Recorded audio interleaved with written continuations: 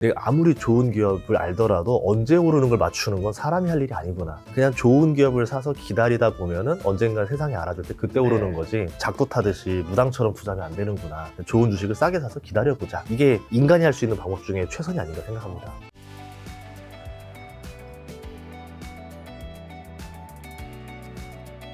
이번에 또 조닝구 소장님께서 출판사를 만드셨는데 거기서 인생 마지막에 쓰는 주식 투자 교과서라는 이제 슈퍼기미분의 주식 투자 책을 출간하셔가지고 슈퍼기미분의 약간 제자 같은 거잖아요. 제가 20년 동안 주식을 배웠죠. 네, 20년 동안 제자로서 주식 공부를 했기 때문에 또 그분은 또 해외에 있어서 인터뷰가 쉽지 않아서 지금 제자가 직접 그 책을 토대로 그 인터뷰를 하려고 하는데 21년 동안 자산이 뭐 당연히 지금 이 사태 이전과 이후가 좀 다를 수 있습니다. 어쨌든 책이 출간되는 시점에는 73배나 불리면서 연평균 23.1%의 복리 수익률을 기록하셨던데 이 엄청난 성과를 낼 수 있었던 이 저자의 핵심 비결은 뭘까요? 뭐 제가 20년 동안 보다 보니까 어떻게 자산이 형성됐는지는 알아요. 이게 오를 때도 올랐다가 또 내릴 때 또 까먹기도 하고, 네, 또 오를 때 또 하고 하는데 어쨌든 길게 보니까 이제 우상향을 가더라고요. 그리고 현금 비중이 그렇게 많지 않아요. 그러니까 항상 이제 주식을 사는데 이제 어떤 상상력을 동원해서 앞으로 이 업종이 뜰 수밖에 없다. 근데 아무도 이 업종을 보지 않으니까 주가가 아주 그냥 헐값에 널려 있을 거 아니에요. 그때 이제 주워 담고 기다리는 거죠. 기다리면서 계속 또 공부하고 분석하면서 기다릴만 하다. 계속 기다릴만 하다. 그렇게 하다 보면 몇 년 뒤에 이 주가가 막 올라가요. 네. 제가 유튜브를 이제 시작하고 나서 코로나 이제 그때 했을 때 21년도쯤인가? 그때 갔을 때 조선주 얘기를 해주셨었어요. 네. 그때 조선주 투자는 뭐 완전 뭐 버려진 투자였죠. 뭐 그걸 왜 사냐. 지금 네이버, 카카오 같이 플랫폼 시대에서 무슨 뭐 한물간 이런 걸 하냐라고 하는데 17년? 19년부터 조선주 투자를 시작하셔가지고 21년도에 채널 나와서 조선주 얘기했지만 그때 아무도 쳐다보지 않다가 조선주가 이제 실제로 한 2년 정도 지나니까 정말 그 상황이 그렇게 흘러가는 거예요. 점점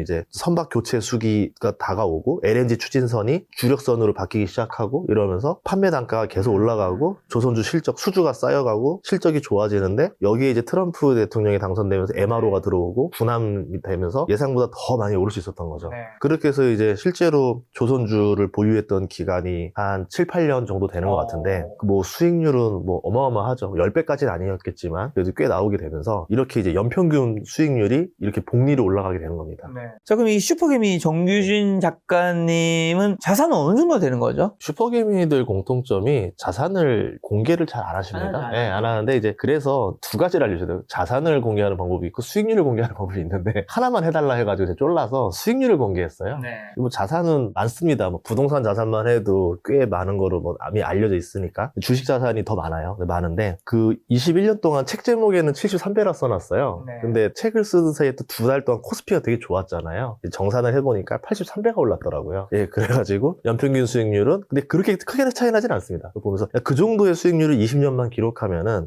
자산이 한 80배 이상 불어날 수 있구나라는 걸 보여줄 수 있었던 거라서 본인이 직접 옛날부터 21년 전부터 블로그를 계속 운영하셨어요. 블로그 하면서 나는 어떤 포트폴리오로 어떻게 주식을 살 거고 어떻게 본다라고 하는 거를 20년 내리 썼기 때문에 네. 그 자체가 증거로 다 남아있는 거죠. 자, 단단한 투자를 하면 누구나 부자가 될 수 있다고 슈퍼개미님이 강조하던데 이 단단한 투자의 구체적인 정의가 뭐죠? 이제 제가 이거 인터뷰하고 저도 네. 자막을 달면서 단단한 투자라고 했다가 혼났습니다. 네. 단단한이 아니라 단단한이다. 왜냐면 강조를 하는 거예요. 우리가 말하는 이제 레버리지라던가 테마주라던가 급등주라던가 이런 것들은 단단한 투자라 볼 수 없겠죠. 단단한 투자라는 건 뭐냐면 오늘 같은 좀 하락장 왔을 때 지수보다 덜 까먹고 그리고 장기적으로 봤을 때 지수보다는 수익률을 더 초과로 낼 수 있고 그리고 오를 확률이 이제 높죠. 대신 기다려야 된다라는 단점은 있겠지만 그렇게만 할 수 있다라고 하면은 높은 확률로 성공할 수 있으면서 수익률도 나쁘지 않겠죠. 이거를 장기적으로 꾸준히만 가면은 예를 들어서 뭐 지금 뭐 저자님 말 그대로 연평균 23%만 꾸준히만 낼 수 있다면은 20년이 되면은 자산이 80배가 불어납니다. 만약 1억 가지고 연평균 23%를 했다. 20년 뒤에는 80억이 되는 거예요. 누구나 이 정도 할 수 있다는 거죠. 그러니까 엄청나게 돈에 대해서 감각이 뛰어나고 막 투자에 신인 사람들의 방법을 평범한 사람들이 따라갈 수가 없습니다. 그냥 평범한 사람들이 할 수 있는 방법으로 이제 투자할 수 있는 제일 좋은 방법이 워렌 버핏 같은 투자 방법인데 이제 그렇게 우리가 좀 더 유혹에 넘어가지 않고 단단한 주식들 위주로 이렇게 투자를 한다면은 이렇게 갈 수 있다라는 걸 몸으로 보여줬기 때문에 우리도 이런 기업들을 투자해야 되겠구나라고 알 수 있는 것 같아요. 자, 그럼 단 한 번의 대박 없이도 큰 부자가 부자가 될 수 있다고 이 책의 저자분께서 얘기하시던데 일확천금을 올리는 젊은 투자자들 가장 먼저 버려야 할 탐욕은 뭘까요? 저는 레버리지 같아요. 이분 레버리지를 안 하세요? 안 합니다. 그러니까 오래 버틸 수 있군요. 예를 들어서 예전에 리먼 때 마이너스 60% 하락 맞았을 거예요. 네. 예, 뭐 코로나 때도 30% 40% 하락 맞았을 건데 레버리지를 안 걸었기 때문에 시간 지나니까 주가가 다 복구되면서 손실이 없습니다. 근데 레버리지를 하게 되면은 이렇게 크리티컬한 상황이 왔을 때 복구가 안 돼버려요. 그러니까 주식하다 보면은 제가 뭐 했던 얘기 있지만 과연 우리가 대응을 할 수 있을까에 대해서 퀘스천이 있다는 거 있잖아요. 이번에 이란 전쟁 터진 거 주말에 어떻게 대응할 수 있어요? 대응이 안 되잖아요. 때려 맞는 것처럼 그냥 레버리지를 걸지 않았었기 때문에 우리가 알 수 없는 상황이 발생해도 데미지를 더 적게 먹는 거고 애초에 좋은 기업을 샀기 때문에 좋은 기업을 저렴한 밸류, 저렴한 가격에 샀기 때문에 시간이 지나면은 결국은 이익이 나게 되는 거고 그러면서 계속 이게 이익 난 걸 다시 또 팔아가지고 현금화해서 또 좋은 종목을 또 교체하고 이거를 인생에서 몇 번만 교체해도 이렇게 나올 수 있다는 거죠. 대다수의 투자자가 그러면 스트레스 받는 상황에서 어떻게 또 심리적 여유를 유지할까요? 이거는 각자만의 방법을 하셔야 될 것 같아요. 네. 이제 저희 스님은 예를 들어 바둑을 좀 하시는데 바둑을 한 번 하면 오전장이 끝나 있습니다. 바둑 두 번 하면 오전장, 오후장이 끝나요. 그렇게 견디죠. 저는 예전에 일에 집중했던 것 같아요. 그래서 일부러 투자만 하려다가 안 되겠다 싶어가지고 제가 영상회사를 하나 따로 만들어서 사업을 했었는데 야외 촬영을 나가니까 그날 장을 볼 수가 없더라고요. 너무 힘들어가지고 더위 먹어서. 그렇죠.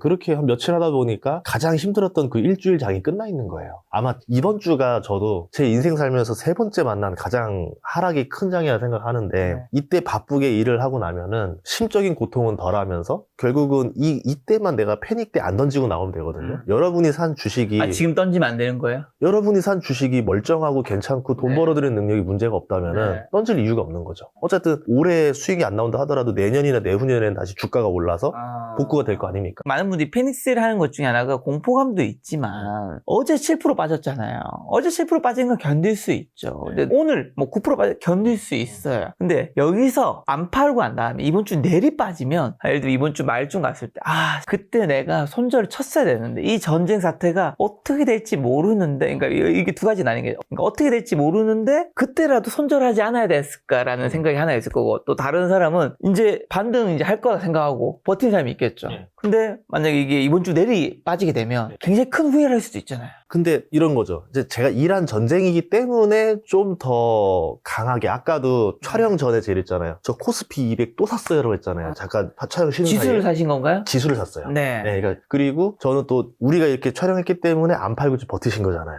이런 게 중요하다는 아니 거죠. 정확하게 팔 수가 없어요.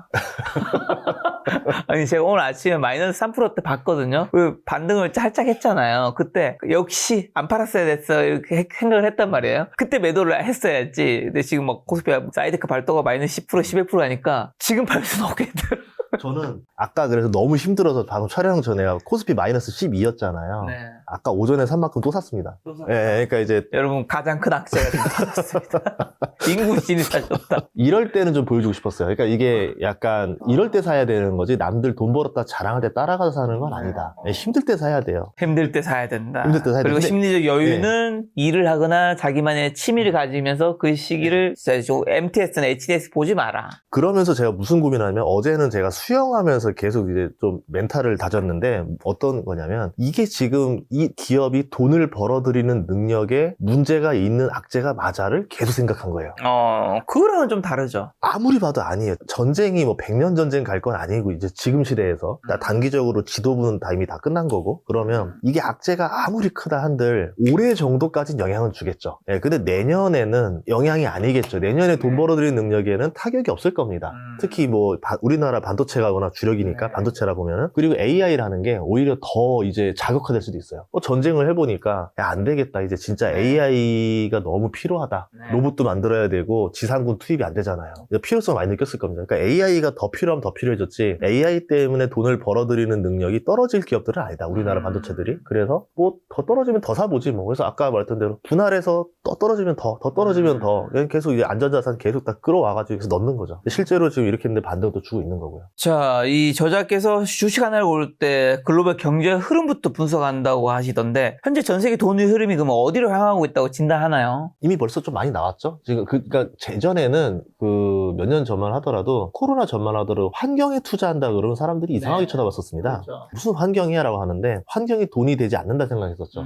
근데 이제 예를 들어 환경이 앞으로 굉장히 중요한 상황이 될 거고 기후변화가 인류에 많은 영향을 주니까 규제를 걸면서 보조금을 준다던가 벌금을 물린다던가 이런 게 적용될 거라 봤던 거예요. 실제로 이제 배 같은 경우는 IMO라는 기구, 국제회사기구에서 그 온실가스를 많이 배출하는 배들은 속도를 낮추게 만들었습니다. 그러면 선사 입장에서는 배가 제속도를 못 내니까 그 떠다니는 배가 더 많이 필요해요. 그러면 환경오염시키는 배 2대를 사느니 빠르게 달릴 수 있는 LNG 추진선을 사는 게 훨씬 더 싼 겁니다. 이런 식으로 수요를 만들어내기 시작하는 거죠. 기후환경 변화가 되니까 전 세계가 노력을 하네. 전기차가 등장하고 2차 전지가 등장하고 이제 배도 LNG 추진선으로 바뀌게 되고 무탄소 에너지가 필요하다 보니까 태양광 풍력이 나오는 거고 여기 이제 원전이라는 게 또 등장하게 되는 거고 이런 관점으로 보면은 시대에 맞춰서 업종이 흘러가는 흐름이 보이는 거죠. 제가 예전에 2020년, 21년 제 영상 보면은 제가 두산 에너빌리티 영상을 굉장히 많이 찍었던 적이 있었어요. 하도 안 올라서 두산 베어스 모자까지 쓰면서 찍었던 적도 있었어요. 제발 좀 올라라. 왜냐면 그때 확신했거든요. 원전은 무탄소 에너지인데 이거 너무 시대에 좀 이거 아니냐. 이미 프랑스나 유럽에서는 이거를 그린 텍스까지 붙여가지고 이제 뭐 탈원전으로 인정해주기 시작했는데 왜 우리나라도 해야지 라고 하면서 기다리다 보니까 결국은 시대의 흐름에 맞춰서 한국도 그렇게 바뀌었잖아요. 이런 식으로 글로벌 흐름을 보고 거기에 맞춰 수혜볼 수 있는 업종을 찾고 그 중에서도 대장주에 해당되는 기업들을 투자를 하면은 기다리기만 하면 됩니다. 왜냐면 남들은 안 샀기 때문에 저렴한 주가잖아요. 얼마나 마음이 편해요. 이런 식으로 투자했으면 좋겠어요. 자, 첨단 성장주보다도 성장성이 있는 가치주를 선호하는 이유랑 가치주 찾을 때 재무제표에서 꼭 봐야 할 항목은요? 이거는 조금 사람마다 다를 수 있어가지고 저만의 해석으로 좀 더 엿붙여서 말씀드리자면은 가치주와 성장주를 구분하는 게 맞는가에 대해서 좀 생각을 해요. 이제 우리가 말하는 가치주의 개념 중에 보면은 회사의 매출 성장 없고 이익 성장 없고 배당만 꾸준히 하는 주식을 가치주라 부르는 게 맞는가? 아니라 보거든요. 제가 생각에 성장형 가치주, 기업이 미래에 벌어들일 돈의 능력이 엄청 뛰어난데 시대가 그거를 아직 봐주지 않는 거예요. 아까 말한 조선주가 앞으로 돈을 벌어들일 능력이 엄청 좋아 보이는데 그 당시 때만 하더라도 시대가 조선주를 무시하는 거죠. 그러면 제 입장에서는 성장주인데 가치가 헐값에 널려있으니까 성장형 가치주가 되는 거죠. 이런 관점으로 여러분들이 앞으로 어떤 기업이 돈을 벌 것이냐. 그래서 워렌 버핏이 알려준 비법이 있는데요. 향후 10년 동안 벌어들일 돈을 계산을 해보는 거예요. 그런 다음에 해가 지날수록 미래의 돈이기 때문에 현금 흐름 할인 기법이라고 해서 뭐 10년 뒤에 100억을 번다 그러면 그 100억이 지금의 100억이 아니니까 한 60억 정도만 쳐주는 거죠. 이런 식으로 땡겨와서 현재 가치를 보니까 너무 저렴한데? 이러면 사는 거죠. 예전에 버핏이 코카콜라 샀던 시절에는 코카콜라가 성장주였었습니다. 실적이 굉장히 빠르게 올라갔기 때문에. 삼양식품이 불닭볶음면 이전에는 성장이 없는 주식이었지만 불닭볶음면 나오면서 성장주로 돌변해버렸잖아요. 불닭볶음면의 가치를 미리 보고 먼저 투자한 사람들은 성장형 가치주 투자를 된 거고 그걸 안 하는 사람들은 못하게 된 거죠. 그러니까 그 앞으로 기업이 어떻게 바뀌고 미래의 돈을 벌어들일 것이다를 보는 능력이 더 중요하지 현재의 재무제표에서 그게 답이 나온다고 생각하지는 않습니다. 자, 인공지능과 또 기후변화가 미래 투자 지도를 바꿀 것이라 책에서 예측하시던데 앞으로 10년 뒤에서 그럼 살아남을 대한민국의 대표 핵심 업종은 뭘까요? 이미 했던 것들이 벌어져 버렸죠. 이미 벌써 AI가 이렇게 돼버렸고 실제로 반도체도 이렇게 되고 뭐 조선 쪽도 되고 기후변화로 됐던 에너지도 이렇게 된 상태라서 미래로 보는 거는 뭐냐면 이런 게 있어요. 대한민국을 되게 사랑하십니다. 그래서 대한민국이 앞으로 계속 세계의 리더로 갈 수 있는 업종이 뭐가 있는가 보니까 1번이 반도체였었어요. 한국인의 특성이 너무 잘 맞아요. 한국인들은 기술 경쟁, 속도 빨리빨리 해가지고 그걸 이겨서 1등으로 선점 잡는 것을 되게 잘합니다. 그거랑 굉장히 비슷한 게 엔터 쪽이에요. 우리나라 뭐 연예인들 뭐 옛날부터 2007년인가 썼던 책에도 우리나라가 엔터 1등을 할 거다. 우리나라 연예인이 세계 1등을 할 거다라는 그 책을 썼었는데 저희 스승님께서 다들 말도 안 된다 생각했죠. 무슨 소리 하러 했는데 지금 그렇게 돼버렸잖아요. 시대를 이끌잖아요. 그러니까 그렇게 본 이유는 뭐냐면 한국인 적성에 잘 맞는 업종이 엔터라던가 이제 반도체였고 또 하나가 뭐였냐면 아직 안 나온 게 바이오였습니다. 너무 잘 맞죠. 빨리빨리 하고 빨리 연구하고 개발하고 성공해내고 경쟁의식 있고 속도전 자본 투하하는 거, 제조업 느낌도 나고 이런 것들이 이제 대한민국 특성에 잘 맞기 때문에 저는 이제 앞으로는 바이오의 시대가 또 열릴 것 같고 또 하나는 이제 반도체도 지금 좋았고 계속 좋아질 것 같고 엔터 쪽이 지금 주가가 좀 저점인데 엔터에 대해서도 우리가 너무 가치 절하하면 안 될 것 같다. 기대 기대를 해보면 좋지 않을까 생각합니다. 반도체와 엔터와 바이오. 자, 근데 이 책의 저자인 이제 슈퍼게임님께서 과거 조선주와 시멘트주에서 큰 수익을 냈는데 대중의 이제 비난을 받으면서 끝까지 확신을 가질 수 있었던 근거는 뭘까요? 아까 말했던 그 돈을 벌어들이는 능력과 네. 이제 수요와 공급인데요. 예를 들어서 반도체가 작년만 하더라도 뭐 디램만 보더라도 네. 수요가 적었어요. 공급은 있고 그러니까 공급이 많아 보이고 수요가 적으니까 당연히 가격이 안 나왔죠. 근데 한 1년 정도 보니까 수요가 갑자기 올라가기 시작하고 공급은 늘어나지 않고 그러면서 가격이 막 올라가기 시작합니다. 네. 이 공급과 수요가 조금만 밸런스가 바뀌어도 가격이 이렇게 벌어지는 거거든요. 그러면 지금 당장 뭐 시멘트라던가 뭐 지금 당장 조선주라던가 인기가 없어요. 수요가 터지진 않지만 근데 시간을 보면은 저 수요가 언젠가는 터질 수밖에 없더라. 그리고 공급은 딸리더라. 대표적으로 조선업은 2007년에 제가 주식할 때만 하더라도 우리나라에 조선소가 엄청나게 많았었는데 중국 때문에 다 망했죠. 벌크 선사들은 다 망했습니다. 마진이 안 나서. 그래서 이제 고부가 가치인 LNG 선박이라든가 컨테이너 선박에 의존하는 대형 3, 4만 살아남은 상태였고 우리나라도 이 지경인데 그러면 다른 나라는 어떻겠어요? 다 초토화돼가지고 실제로 배를 만들어서 수출할 수 있는 나라가 한국이랑 중국밖에 없는 완전 공급이 완전 막혀버린 상태였습니다. 근데 배가 갑자기 기후변화 때문에 순식간에 수요가 터질 거라 봤던 거죠. 언젠지는 몰라요. 그냥 기다려봐야 되겠죠. 그러면서 수요가 갑자기 터지면서 공급은 부족하고 수요가 넘치니까 선가가 계속 올라갑니다. 쉬지 않고 올라갔던 거죠. 그러면서 이미 상선에서 돈을 크게 벌었고 여기에 또 MRO라는 예상 못한 또 변수가 또 등장하면서 돈을 또 벌고 미국 군함 진출행위 되면서 또 벌고 이런 식으로 내가 예상했던 거에서 변수가 더해지면서 더 많이 벌 수도 있는 기회가 올 수도 있었던 거죠. 시멘트는 저도 같이 투자를 했거든요. 저도 제 인생에서 처음으로 돈을 제일 많이 벌어본 게 시멘트였었어요. 진짜 힘들었어요. 7년 기다렸거든요. 2007년부터 사가지고 제가 2014년 말에 그 도깨비 드라마 나올 때 팔았던 것 같은데 그때 이제 아세아는 4배 정도 올랐었고 제가 이제 쌍용이랑 성실은 10배씩 먹었었어요. 저도 이거구나. 그러니까 6년 반에서 7년 기다렸는데 6년 반 동안 주가가 안 올라요. 6개월 동안 몇 배씩 올라버려요. 다 올라요. 그때 느낀 거죠. 내가 아무리 좋은 기업을 알더라도 언제 오르는 걸 맞추는 건 사람이 할 일이 아니구나. 그냥 좋은 기업을 사서 기다리다 보면은 언젠가 세상이 알아줄 때 그때 오르는 거지. 이거는 언제 오를 거야. 이건 언제 오를 거야. 무슨 뭐 작두 타듯이 무당처럼 투자하면 안 되는구나. 좋은 주식을 싸게 사서 기다려보자. 이게 인간이 할 수 있는 방법 중에 최선이 아닌가 생각합니다. 혹시나 뭐 오랫동안 기다렸다가 나중에 말씀하시는 것처럼 조선주 시멘트처럼 급등할 수 있는 종목 보이는 게 있나요? 지금요? 네. 에너지가 그렇죠. 에너지도 어쨌든 탄소 배출이 없는 에너지는 앞으로 계속 이제 쇼티지가 나지 않을까 이렇게 보고 있어요. 좀 슈퍼사이클이라 보고 있거든요. 저희도. 에너지에서는 태양광과 풍력인가요? 태양광을 조금 더 좋게 봅니다. 왜냐하면 우리나라가 풍력보다는 태양광에서 경쟁력이 훨씬 더 좋기도 하고 OCI 같은 회사들 보면은 폴리실리콘이라는 게 있는데 중국산에 다 잡혀 있어요. 전 세계가. 그럼 중국산을 제외한 비중국산 폴리실리콘이 거의 없습니다. 미국도 몇 개 없고요. 한국이 그나마 지금 대규모로 생산하는데 OCI 같은 데가 그렇게 많이 생산하면서 중국산 대비 가격을 3, 4배 이상 비싸게 받거든요. 그러면 조금만 있다가 이제 유가가 올라가고 태양광 수요가 넘치면 미국의 태양광 발전을 지어야 되는데 중국산을 쓰지 못하니까 비중국산인 우리나라 이제 폴리실리콘 가격이 확 올라가게 되겠죠. 뭐 그 외에도 이제 하나솔루션 같은 기업들이 셀 모듈 쪽에서 미국에서 워낙 잘하고 있으니까 발전소 설치까지 하잖아요. 그러면서 거기서 또 이제 수익이 나니까 기대를 해볼 수 있었겠죠. 근데 하나솔루션이 올해 갑자기 2배 이상 올라버리면서 이쪽 오른 상태에서 사기 좀 그렇고 안 오른 것들 중에서 또 기대하는 것들을 또 투자해보면 되겠죠. 또 달리는 말에 올라타지 말라고 조언하셨는데 급등한 종목에 미련을 갖는 투자자에게 해주는 충고가 있다면요? 욕심인 것 같아요. 이게 예를 들어서 친구가 성공하면 배가 아픈 경우가 많죠. 그러면 친구가 성공하면은 기준점을 잡고 친구로 둡니다. 나 쟤보다 더 성공해야 돼. 막 이러면서.